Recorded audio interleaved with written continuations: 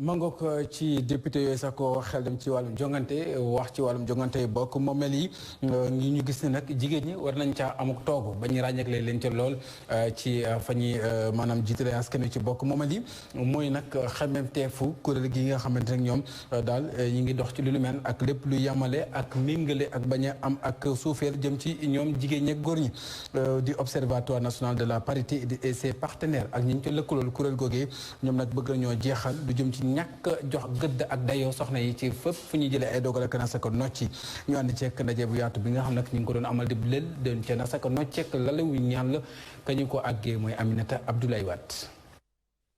donte réew Sénégal daal dina woon adopté ñaar fukki fan ak juróom-ñett ci weer mai atum 2010 ab loi lu jëm ci wàllu parité lu ñu gis moo di li ay poste yu bari góor yi ñoo koy faral di jiite ONP nag di observatoire national de la parité ak yeneen kuréel daal dinañ booloowu ngir mën a jàppale jigéen ñi. woote daje bii nga xam ne tey moom la ñuy def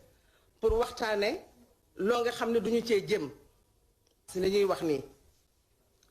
mais jigéen ñi dama leen di encourager pour que ñu gën di dajaloo. parce que dañuy daje tey pour waxtaan ci élection locale yi nan la ñuy def ba élaborer ay stratégie lëkkaloo pour jigéen ñi nga xam ne dañu war a nekk tête de liste que parité bi nga xam ne Sénégal am na ko ñu respecté ko. ngir jàppale jigéen ñi ñu mën a jiite liste yi nag teg nañ ay stratégie yu bari. ñu seetlu mooy. tête de liste maanaam ki jiite liste bi daanaka jigéen ñi téeméer bu ne bu baree ba bare fukk ak ñetti jigéen la ah te loolu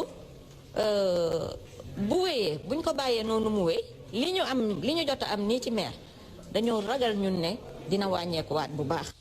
ngir jigéen ñi mën a gis seen bopp lu jëm ci wàllu élection locale ak municipale jàpp nañ ni ci loolu nag joxe ay financement tàggat xale yu jigéen yi am na ci solo. wax nañu tamit défi bi nga xam ne mooy jeunesse bi nan la ñuy inclure les femmes les jeunes femmes ci activité bi à la base dinañ waxtaan tamit ci affaire financement parce que ñun ñëpp xam nañ ne campagne dafay laaj ay moyens nan la femmes yi mën a tegee moyens yooyu waxtaan nañ tamit ci